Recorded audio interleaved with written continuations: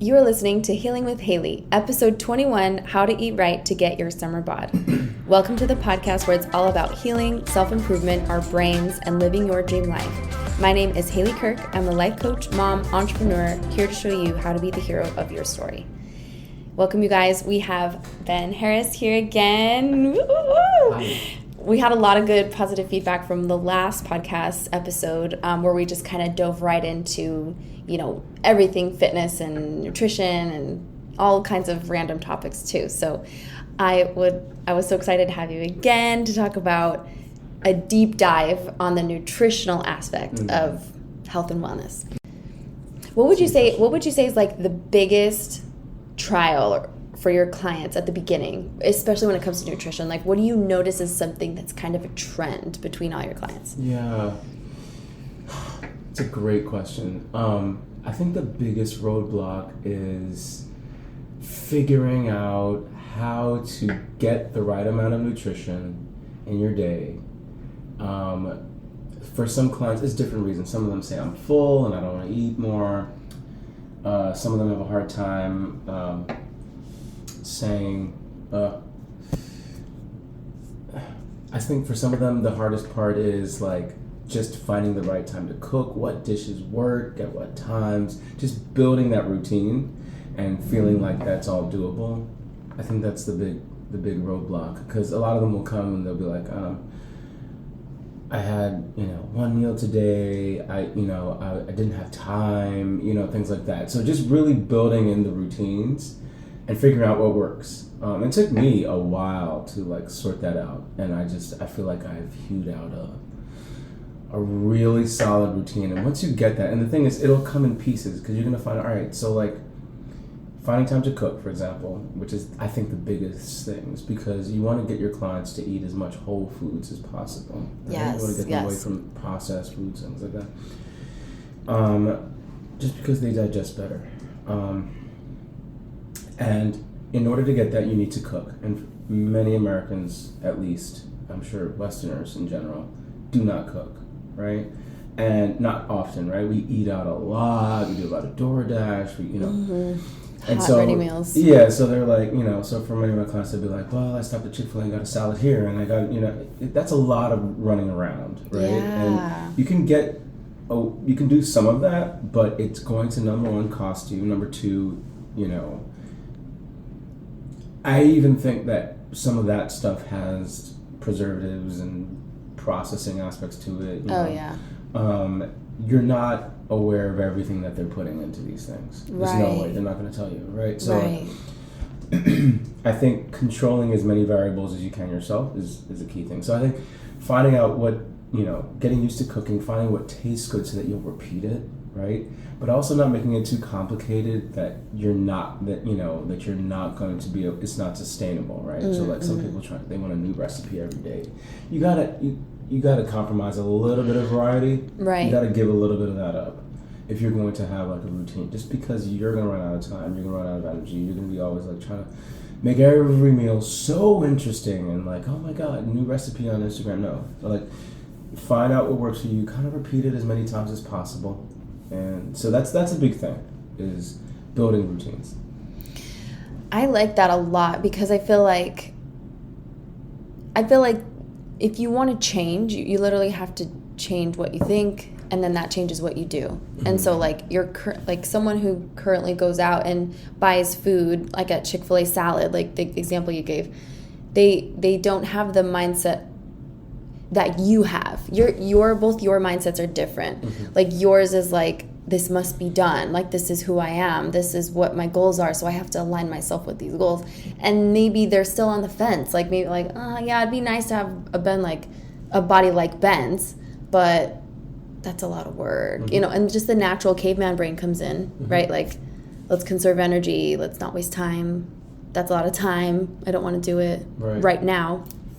It ends up saving money, though. It does, and time. So much money buying out, and you literally cut your expenses in half. And I'm sure you can find better things to do with your money. So true. And it's possible, you know, I think for single people, they get a little spoiled with their time because they have a little extra money, they have a little extra time, so they're able to run around to get every single meal, which is, even if I wasn't thinking about, you know, weightlifting or body, I think that's just a waste of time and money. Yeah. But I think it's okay to do some of that. But to try to do every meal like that, it's not gonna happen. It's not gonna happen. Well, it makes sense that they're saying they only eat once a day or twice a day because they have to drive to the store, drive back. Yeah, it takes time, and they're winging it basically. Yeah, right? yeah. And if you wing it, you know, you're not gonna make it this day. It's gonna get too busy at work this day, and you're not gonna. So at least 2 out of 3 or 3 out of 4 meals should be prepared. So you should have planned. And you can build in, you know, a Chipotle run here, a chicken salad there, steak salad there. You know what I mean? Like, you can build that stuff in. Or even, you know, some places are, you know, you can tell they're whole food and all that stuff. But doing that for everything is not going to work. Yeah. It's not going to happen. I agree with you. So in your opinion, on that same train of thought, what is the optimal diet, if we gave it that word? Yeah. The optimal diet. So, first of all, diet. Like, what is a diet? You know, like, it's people hear that word diet and they, you know, I don't know if you grew up the time I grew up. Yeah, you old fart. Stop. Don't do it. You know, immediately negative connotations come to mind. Diet is just like the pattern of eating. You know, that you do, right? Like, it can be a bad diet. It could be a good diet. You know what I mean? So, like, really, we want to design our meals to meet our needs, and we also want to do what is sustainable. That is the optimal diet. There's not one, right? There's nothing wrong with keto unless it doesn't work for you, right? And keto is just, it's branding because, like, you know, it's basically, it comes down to, like, you have to burn more energy than you are consuming, right? Protein stays the same, in my opinion. I know people that get away with less protein. Protein should be, the research shows, 1 gram per pound of body weight. Around that. You can get away with 0.8, right? But some people say 1.3, some people say 0.8, so in the middle is 1. Right, and that's really easy to get your mind around. You should calculate that based on your ideal weight. So let's say you're like 200 pounds, but you know you should be 180. You don't have to have 200 grams of protein. You should have 180, right? So after that, there's only 2 things to play with: fats or carbohydrates, right? Keto people say, you know, get all your other energy calories from fats. That way your body gets used to burning fats, right? Fine. You know, low carb folks say, you know, well, that's kind of the same thing.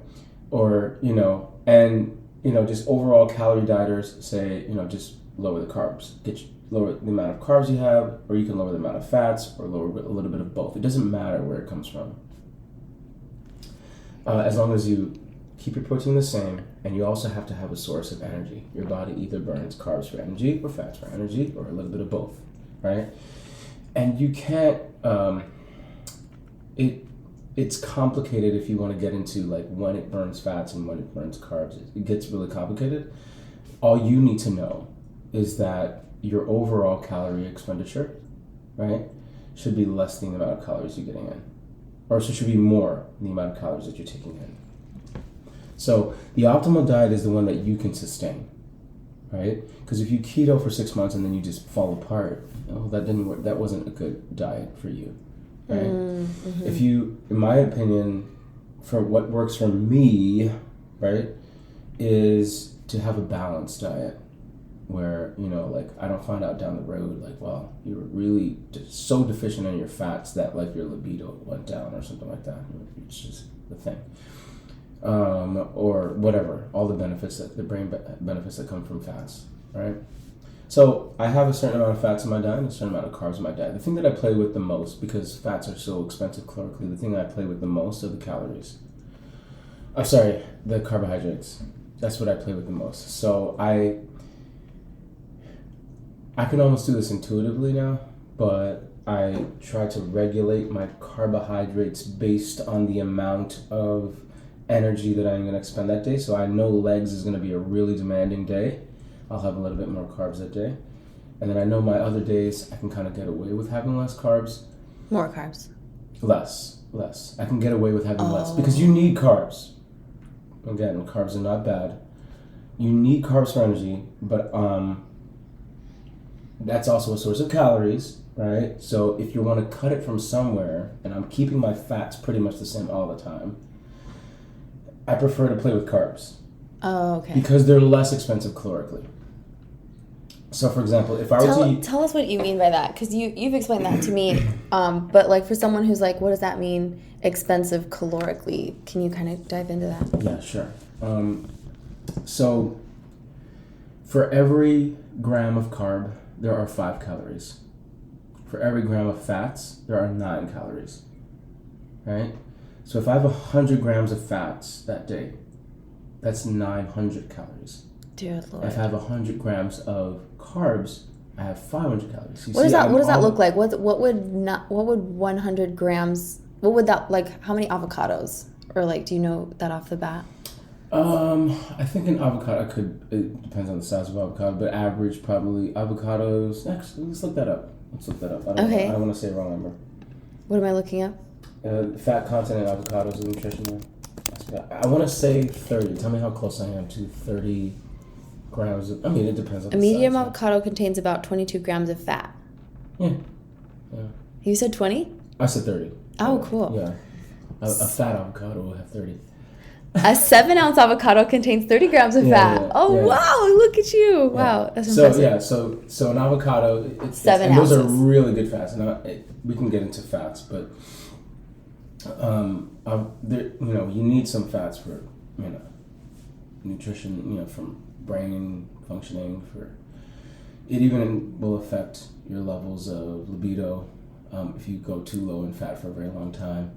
So if you want to be a monk, just cut those fats. So, a celibate monk. I when I was competing, that was my lowest libido ever. I spent the least amount of time thinking about sex. Yes, it's not even like a thing where like oh no, my libido's shrinking. You just don't think about it as much. It's really interesting. And have you ever been inside the male brain? It's hell. Do tell. It's hard to concentrate. Think about me. You could ask any of the guys in your audience the amount of thoughts are either about sex or sex related. That's interesting. Yeah. It's all the time. It's just we just get used to it, but it's like it's always there. Wow. Yeah, that's not how women are. No, I imagine that. So expensive calorically is meaning a protein. So wait, you said carbs go ahead. Yeah, so if I have a budget, right? And I am trying to cut back on expenses, and I go to the gas station, and I have the option to get regular gas. Well, I'm going to get regular gas because that's going to cut down on almost $1 per gallon, right? Same as opposed to getting 93 gas, right? So it's kind of like with fats. You have a calorie budget for the day. You could choose fats, but you're going to have to eat less of them than you would of carbs. Also, carbs are a pure source of energy. It's like fast burning. So, you understand? Does that make sense? So, like, fats are more expensive calorically. So, I have a tight budget. I want to eat as much as I can while staying within my calorie budget. If you pick fats, you're going to have to eat less because you're going to get up to your budget very quickly. You know what I'm saying? Because for every gram of fat, you're getting 9 calories. As opposed to every gram of carbs is 5 calories. It's almost like cutting it in half almost. Interesting. Does that make sense? Yeah. So I can have more carbs within my budget. Yeah. Right? Within the while caloric still meeting budget. my caloric budget. Oh, okay, Yes. okay. So to me, it's a little more logical. I'm not saying, just where this works for everybody. Some people they just think clearer when they have less carbs. And carbs, there is a crash that comes with them. Like if you carb up, and this is why I'm not a big fan of having carbs in the morning, unless you are the type of person that works with your hands. Interesting. Because I feel like there's a spike in insulin and there's a drop, and then you just feel tired and you feel hungry faster. And so for me, I don't have any carbs in the morning except Saturdays, which is when I work out very close to the morning. And I'm saying for people who work out in the morning, God bless you. That's not my thing. That carbs in the morning would work, but wow. I try to optimize my carbs around my workouts. That's really complicated. Mm-hmm. No, it's not. Okay, so let's summarize what we said. So the optimal diet. Okay, you have a calorie budget. Okay? If you go over that calorie budget, that means you are taking in more food, more energy units, calories, than you are spending. Mm-hmm. So what does your body do with those calories? Stores them as fat. That's what it comes down to. Okay. Right? So you can come at it one of two ways. Now, protein I can't compromise on because I'm convinced that is the key to building muscle tone, which is what everybody wants. Is muscle tone. Protein are the building blocks of muscle, right? So because protein stays the same, that only leaves you 2 macronutrients to play with. You can either get the rest of your calories from fat, or you can get the rest of your your calories from carbs. Does that make sense? Yeah. Now, to me, as a person who likes to eat, I'd rather get them from carbs because I can eat more of them. Yeah. And stay within my budget. Right. Does that make sense? Yeah. Also, carbs are a cleaner burning energy. Your body loves carbs for energy expenditure, right? It will use fats, but it's kind of slow burning as opposed to carbs, which is a lot faster and a lot more readily available to your body for energy expenditure. So the optimal diet. Now, if you're the type of person that carbs really mess you up, right? Like an alcoholic going to a bar, right? Fats might work better for you. That might work better for you. You might think clearer. It might work better for you. There's some people who like the carnivore diet. There's some people who, God bless you. You are vegan, right? You got to get to that amount of protein. I don't know how you're going to do it. You got to get to the right amount of protein. And then the rest of you choose where the rest of your calories are going to come from, either carbs or fats. Wow. So do you think that calories and protein are like the things to focus on? Say again? Like calories and protein, are those like the things to focus on? So I think macronutrients are the easiest way to get my mind around my diet. Because calories become such a big number that it almost becomes abstract. In my mind, right? Yeah. Now, some people like to calorie count, and everybody should track when they're first starting. Yeah. You have to track. Just because you just don't know. You think you know, and you don't know how many calories you're ingesting. And if you're estimating, it's just it's so easy to go over. So you think you're eating the right amount of food and you're frustrated because you're not losing weight or fat. So it's really important in the beginning. Now, after a while, after years of doing this, I can do it intuitively. I can look at a meal and tell you, I can tell you just about, how many carbs are in something, how many fats are in something, how many, even sometimes calories. Now, the question was proteins and calories. All right, so the reason why I say start with protein is because it is a fixed variable. For everybody, it's the same. No matter what you do, no matter what time of year, no matter if you're bulking, cutting, maintaining, the protein for me is the constant. Right? So you can build around that. Build around your protein. So when I ask my clients, like, what are you doing? Like, what did you eat today? Where's your protein? Like, I had oatmeal in the morning. Where was your protein? Right? Because to me, those are the muscle building blocks, all right? We need that.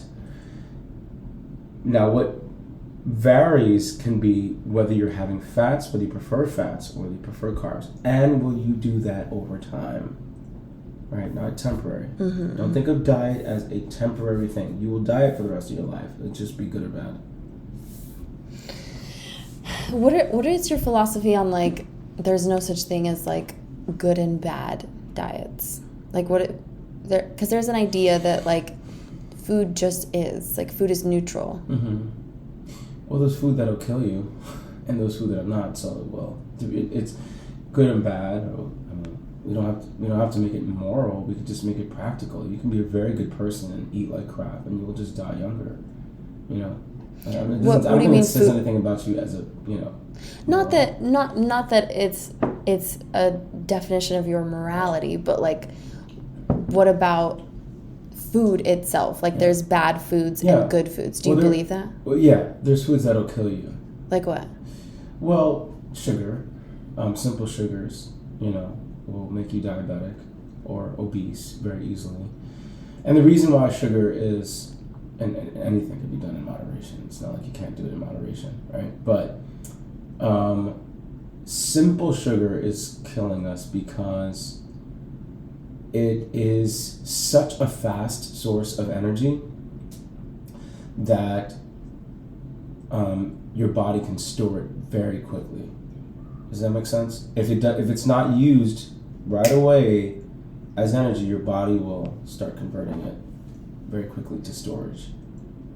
So it's a simple sugar. Very easy for your body to break it down quickly. So if you're somebody who is, you're kind of falling over, you're feeling faint because you're so hungry, you are going to crave some simple carbohydrate. All right, it's really carbohydrate. And because your body wants that fast energy, right? Whereas a complex carb, like brown rice, like brown anything, right, it's accompanied with fiber, right, which is the slowest digesting kind of carbohydrate, and your body has time to digest it. Does that make sense? So your body has time to digest it and or use it before storing it. Does that make sense? So it's a lot lasting longer as an available source of energy in your body, as opposed to sugar, which is like boom, like if you don't, it's a quick hit, and then it's done. Your body has no use for it, and stores it very quickly. Stores it quickly if you don't expend it. If you don't use it. So runners, like while they're running, like marathon runners, they're passing them glucose, like as they run, and they're storing it in them, and they're not going to gain any fat at all from doing that, because it's just in and out, right? It's quick, fast energy. That's amazing. So yeah, if you're in the gym and you're feeling dizzy because your body has no energy, you don't want to eat like steak, right? Fat is the slowest. Oh, okay. So you don't even want to eat like I wouldn't say you don't want to eat like brown rice or potato, whatever. I mean, potatoes are leaning towards simple, but depending on the potato. But you want to have like a granola bar or power bar or something like that has some simple carbs in it. Okay, so why are you like so strict on sugar? Like even as a person, you're just like, ooh. Well, it's for it's because of what I said. So sugar, and you can have sugar. It's not like you can't have it, but it is the fastest way to undo what you're doing in the gym. If you don't, you know what I'm saying. So like, now there is, the old school thing was the anabolic window after, your workout. Your body's so starved for energy that if you have like a donut, you won't get fat, right? There's bodybuilders who used to joke about that. It's called the donut diet. Like you can leave the gym, have a donut, and you won't get leaner, but you won't get fatter, right? Because your body was just soaking up that. You would have to have like a really good workout, right? Because your body uses energy to recover as well. Anyways, I don't want to get off track with that, but and that does not mean eat donuts. donuts. But just Ben joking. said to eat donuts after your workout. Some people are just gonna hear that line. And, oh, I went to Dunkin' Donuts now. Ben said it's okay. So sugar is, like, for what I said. So sugar is a simple carbohydrate. Your body processes it very quickly, which means if you don't use that energy right away, and all of it, it will be stored as energy. If you want a carbohydrate that's not going to be so quickly processed and not so quickly stored as fat, you want to go to more whole food carbohydrates, complex carbs. Whole wheat bread. Yes, exactly. Whole grain rice, things like that. Is jasmine a complex? So white rice, it's interesting. It seems like it's a simple carbohydrate, but it's just a nutritious one. And I have a hard time with this one, as well as oatmeal. They're on. If there was a spectrum, it would be leaning towards simple carbohydrate, but they're just, because they're whole foods and they are accompanied by fiber, some fiber. There's actually no difference, or they don't see any big difference between that and brown rice. That's amazing. Yeah, they're just healthier foods, whole foods. It's whole foods, man. Yeah. I don't know. You know, I've heard somebody say this. I don't know of many people who only eat whole foods and are fat. Yeah. No, that is so true. If you want to make it really simple, only eat whole foods. Yeah. No, I wouldn't go crazy with just rice, unless you're a very active person. But, you know, right. Whole foods is the way to go. I agree with that so much. Yeah. Like, I think when I was growing up, my parents always had tons of fruit in the house. Like, it was always available. Yes. Like, it was like cleaned, it was like grapes, it was oranges, apples, bananas, and that's why I love fruit. I love fruit so much, and it's like it tastes good. Yes. And nature's what? Nectar? Yeah. Nature's and it's fun. There's so many different varieties, and I think it's a fun way to have like a good treat, you know, like a nutritious treat. And I always tell people, like, sometimes you're craving something sweet, and you just need to just like touch that craving a little bit. I agree. And fruit just hits the craving, and I know some people are not going to find it as fun as, like, carrot cake, but like fruit is really interesting because it is a very simple carb. It's full of sugar, but that sugar that simple carb is accompanied by fiber, which slows down the processing. Fiber slows down the processing. Yeah. So there's certain fruits that are a little higher in fiber, and therefore, you know, more nutritious. Terrific, yeah. Like kiwi? Kiwi is an amazing fruit. It's a superfood, really. And I can't recall all the details and why, but well, it has more potassium than a banana. Yeah. That's crazy because bananas are kind of like the potassium kings. Fruit, yeah. Mm-hmm. There's really important micronutrients that come from fruit as well. And antioxidants. So, So on that same train, I loved what you were saying about like whole foods, and I think that the American diet, like if you think about the American diet, what comes to mind, like visually for me, is like the big M, the big golden M, McDonald's. Mm-hmm. You know, like that's just, I think that's what everybody eats. And it's crazy how long you'll see these long lines. Late at night, at all times of day, you'll see big lines. And it's so interesting because I'm like, what are they really selling? It's convenience. They're selling convenience. But then when I think about it, I'm like, it's actually very convenient to cook at home. You don't have to drive multiple times a week. Right. You could do one big haul, prep. You can make chicken nuggets at home. You can make homemade chicken nuggets. And so much healthier. Yeah. So much healthier for your kiddos. And and you can make homemade burgers. So much healthier. I think we're just lazy and we're so used to convenience.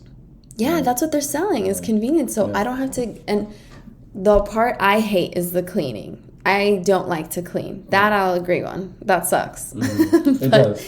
But it's fun because like so worth it though. It is, and like when I meal prep, I feel I have this like assurance that I don't have to go anywhere. There's not a lot of pressure. The driving, getting my son in the car. Yes. It's annoying. Yeah, just get kicked in the butt once. Get your meal prep done. I know you see me, like, I'm hustling on Sunday to get my meal prep done because I know once the week starts, my week is crazy. Yeah. There's no way I would eat properly if I didn't prep my chicken for the week. Yeah. And it's so relieving, though. Like, if knowing I have everything I need in the fridge, I just put it in my lunchbox and leave. Mm-hmm. It's so relaxing. So I do my food shopping Sunday, make sure that I'm ready for the week. I have all the ingredients, whether it's like my salad, my cherry tomatoes, my like little things, whatever I need to make it taste good, and have the nutrition and have the right amount of protein. You know. Mm-hmm. So, do you ever have fun with like what you eat? I do. I have every night, and people are going to call me boring, but I have tacos every night. You do. They're little burritos. They're basically baby burritos. Yeah. 'Cause I have a little bit. I have the carb balance tortillas mission. They're delicious. I don't understand. Like, they're good. My food is good. My food tastes good. It's not fun like, you know, going out to eat, or it's not fun like lasagna, you know, from Olive Garden or something like that. But it's like, I love my burritos at the end of the day, and I don't get tired of it. Now, I'm weird, right? I know some people just get super tired of it. However, I look forward to that meal. And I do kind of like the Sylvester Stallone diet, my own version of it, where I eat super, like, lean. Like, when I'm trying to cut or maintain, like, I'll have, like, basically no carbs except vegetables until dinner. So it just, like, after my workout, I'm looking forward to that meal. It's so delicious, and I can just go in on it, right? So I have, you know, my rice, my beans, my ground turkey, which I love, and it's so tasty. And I can have whatever, I know I put fixins on it. I put, you know, crema de mexicana for like 20. How did you learn about crema mexicana? Yeah. I'm Mexican. I'm a Mexican. A Mexican. Mexican. It's like 25 calories and a little bit of avocado, get a little bit of fat. You know, I don't get fat from it all. It's worked so far. And then usually on the weekends, I'll do like a refeed day. Like on Saturday, I'll have a refeed day. Refeed. Yeah. Oh. Yeah. So I'll do like, I call it a refeed day. It's not. It's just you get to eat more carbs. Like on Saturday, I'll have like, I can have pancakes in the morning if I want to, and I'll have toast or bagels if I want to. Things that I love that I don't get to do because. And on Saturday, I usually work legs anyway, so I'm kind of just like, you know, it works really well. Your body kind of wants more carbohydrates. Because technically, I'm in a deficit during the week. So, I have fun. Pancakes and tacos. I also pancakes and tacos. I have other things. Like what? What do you mean? As far as like food? Yeah, what's like the most controversial thing that you eat? Controversial? Yeah. I don't know if any food is considered controversial. Controversial to like what you preach.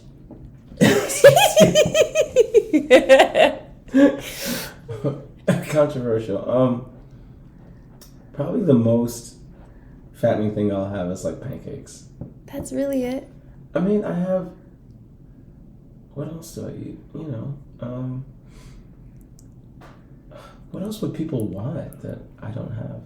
It's mostly sugar and desserts that I don't have. I have, you know, steak and potato. I'll have a steak, you know, like, I don't eat much pasta. I've just gotten used to not doing that. Mm-hmm. And it's not because pasta's bad. It just doesn't work for me.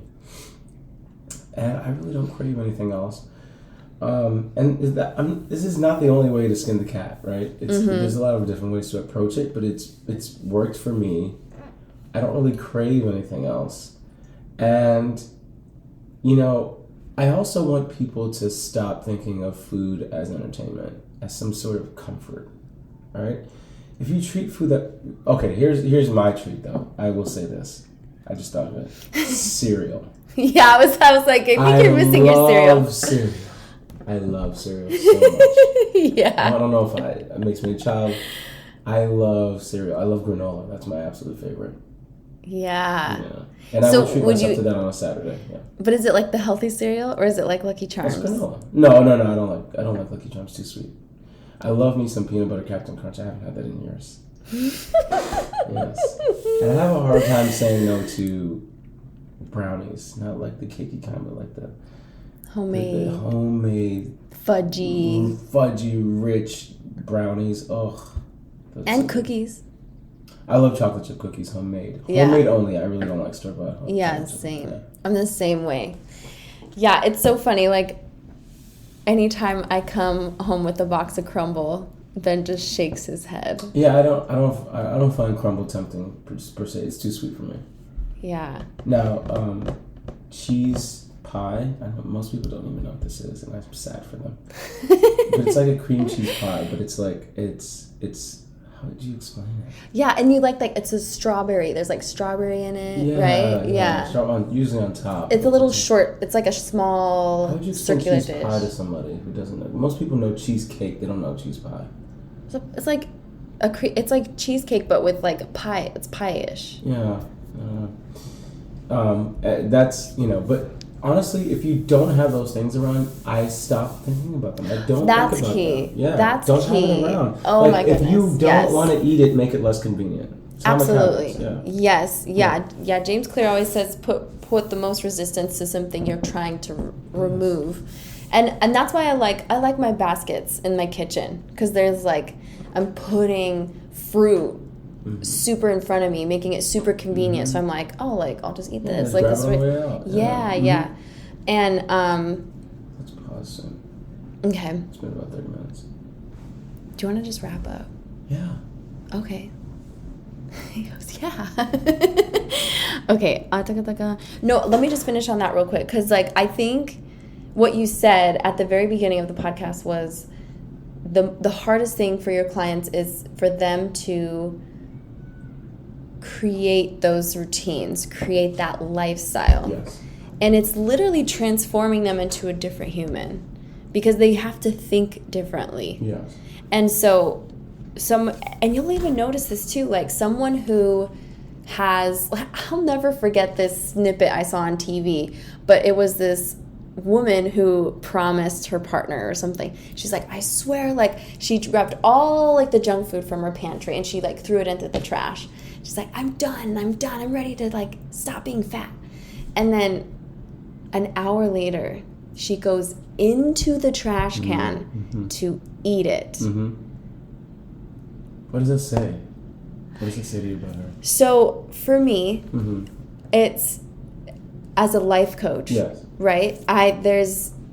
She's avoiding something, Yeah. right? It's a behavior that gives her a lot of comfort, Yes. and she is, I'm forgetting the word.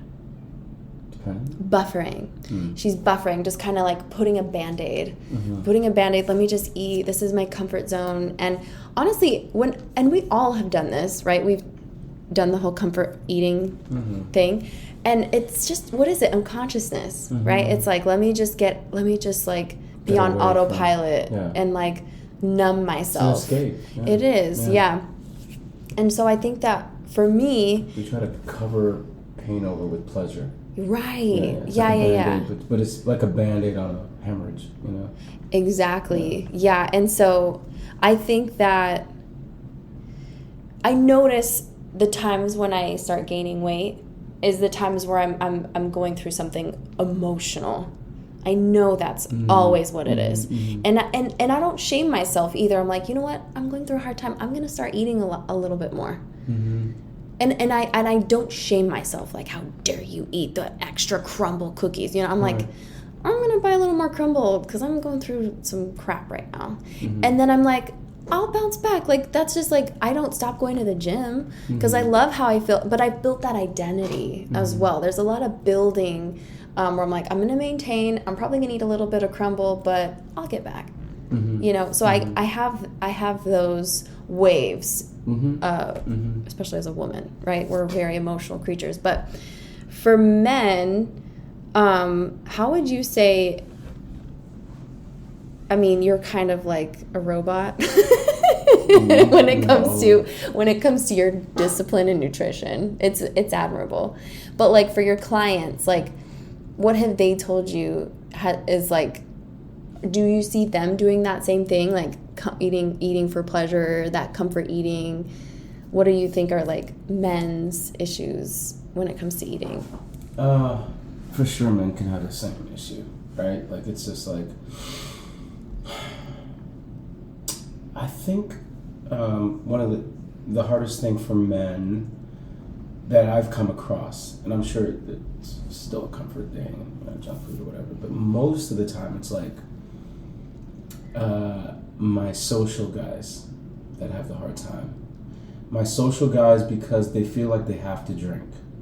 So alcohol is the biggest thing. To be interesting, you know? And I think alcohol can be a crutch, right? In that respect, and I totally understand this. But especially my guys that are like bachelors and they're dating, they just kind of want to loosen up. They don't want to be kind of a prude, and they don't want to be, if the other person is drinking especially, they want to kind of stay loose as well. So for them, I think it's hard for them to lay off alcohol. I think that's been, I'm not saying the eating issue is definitely a reason, but generally my audience, my clients come from people who, you know, they have some discipline in their life, so they're able to carry that over to a diet, right? But when it comes, I find that it's harder for them to maintain when it comes to their social aspect. They kind of fall apart when it comes to the social aspect. Interesting. And so my job is to help them put routines in place for the social aspect, so that maybe I can't get you to stop entirely drinking, but I can get you to reduce the damage. You know, like cut it to one time a month, once every 2 weeks. You can't drink every weekend and hope to see continuous gains. You're going to keep taking 2 steps backward for every 3, right? Steps forward. So that's been the biggest. That's been the biggest thing. Wow. Now, okay. I think, yeah, generally it's and this is totally anecdotal, but my ladies use food more for comfort. Yeah, I see that. And they don't see as much of a need to drink. They do drink. I mean, some of the things, I don't know if they drink for the same reasons. I think for them it's just fun, but I don't think they feel the same pressure to be interesting. You know what I mean? As maybe they do. I don't know. But for the most part, like they drink because they're socially, drinking. But it's not as hard for them. It's more of like, I had cookies, I had this, and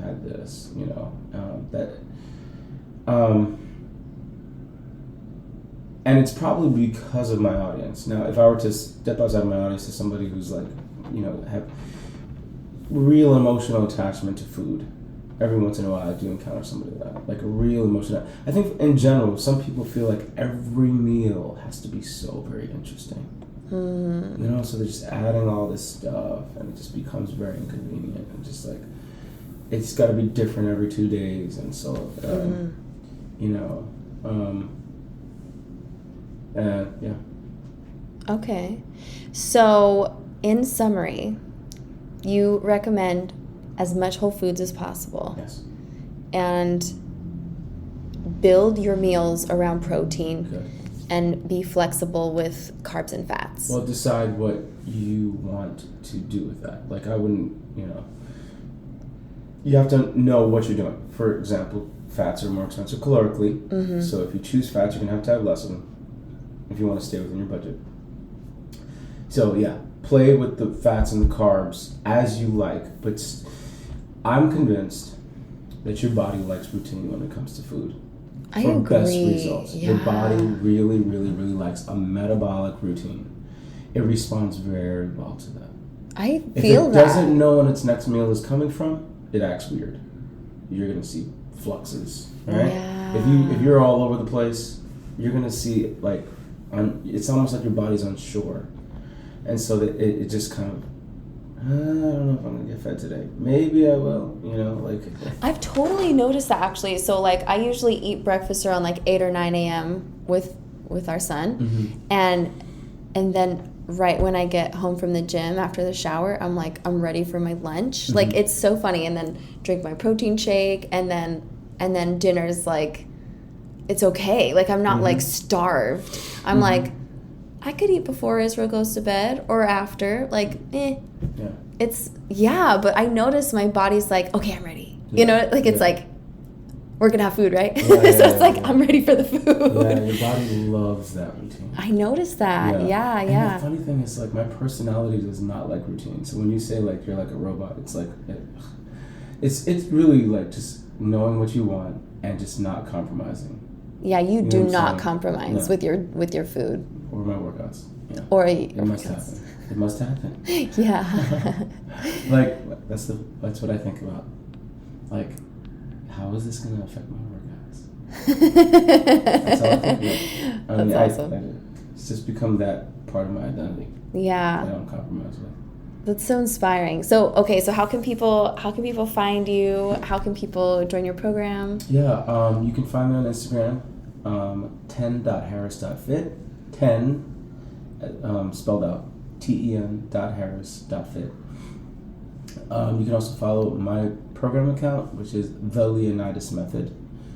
And there will be links on my account to join the Leonidas Method. All you have to do is go on my Instagram, DM me, and we can set up a free consultation where I tell you, where you're at. We talk about your goals and how we can build strategies to reach that goal. That's the easiest way to join. Cool. Yeah, and I'll make sure to put them in the show notes so they can find you too. But thank you so much. Yes, it's been so much fun. Oh, and our next one, stay tuned for our next one. We're going to do a deep dive on everything exercise, everything you need to know. And just there's like more stuff to talk about with nutrition, supplementation, things like that. We can talk about all that. Yeah. Yes. Yeah. Okay. So Thank you, guys. I love Bye.